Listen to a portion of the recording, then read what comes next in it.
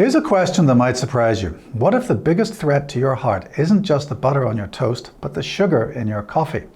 For decades, we've been told to fear fat, but modern research reveals a far more complex story about what's really damaging our cardiovascular systems. Back in the 1960s, two researchers were locked in a scientific battle that would shape dietary advice for generations. John Yudkin argued that sugar and the insulin response it triggers were driving heart disease. Meanwhile, Ancel Keys' famous 7-country study pointed the finger squarely at saturated fat. Keys won that debate, and for decades we focused almost exclusively on reducing fat. But here's what's fascinating. When researchers went back and analyzed that original data, they found something unexpected. Sugar was initially associated with heart disease, but that association seemed to disappear when they adjusted for saturated fat intake. Why? Because in those populations, people who ate lots of sugar also ate lots of saturated fat. They were essentially eating both together. The real problem emerged when we started telling people to replace one with the other. When public health campaigns told us to cut fat, what did we replace it with? Refined carbohydrates and added sugars.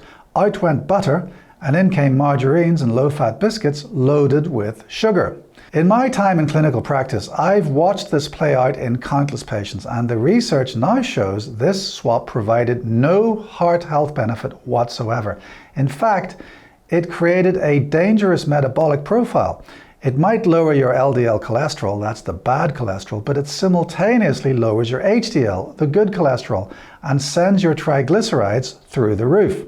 That specific combination, high triglycerides and low HDL, is a significant driver of atherosclerosis and overall cardiovascular disease. We essentially traded one problem for another, possibly worse. Sugar doesn't just affect your waistline, it launches a multi-front assault on your cardiovascular system through several distinct pathways. First, there's post-prandial inflammation. That's the inflammation that happens after you eat.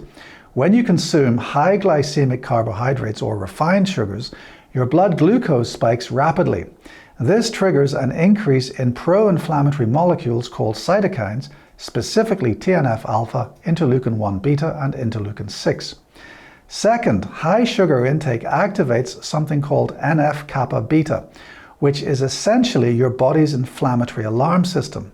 It is a rapid response transcription factor that triggers cascading inflammatory responses throughout your body. Third, your liver processes excessive carbohydrates by converting them into triglycerides, which flood your bloodstream in particles called VLDL, very low density lipoprotein. And finally, excessive sugar consumption, particularly from sugar-sweetened beverages, is a strong predictor of obesity and insulin resistance, the fundamental drivers of metabolic syndrome. Now, before you panic and swear off all carbohydrates, here's a critical distinction. Not all carbs are created equal.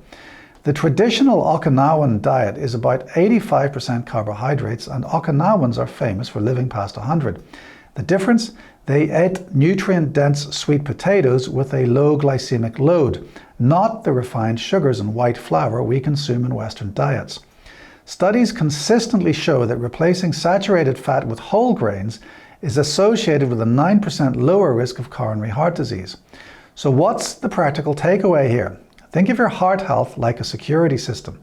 Saturated fat is like a heavy weight leaning against your front door, slowly buckling the frame. Sugar is like a hacker who disables your alarm system and causes your internal sensors to malfunction. You cannot secure the house by just removing the weight if the hacker is still inside creating chaos. The solution isn't choosing between fat or sugar, it's limiting both saturated fats and added sugars whilst prioritizing whole, minimally processed foods. That means reducing sugar-sweetened beverages, they're the worst offenders, choosing whole grains over refined carbohydrates, reading labels carefully, added sugars hide everywhere, and focusing on foods with a low glycemic load. Your heart doesn't need you to pick a side in the fat versus sugar debate. It needs you to recognize that both can be harmful in excess. The science is clear. While saturated fat remains a concern for cholesterol, sugar acts as a dangerous accomplice by promoting inflammation and unhealthy triglyceride levels. Take care of your heart health by addressing both threats, not just one. I'm Dr. Fergal Armstrong from MedHeads. Stay curious, stay healthy.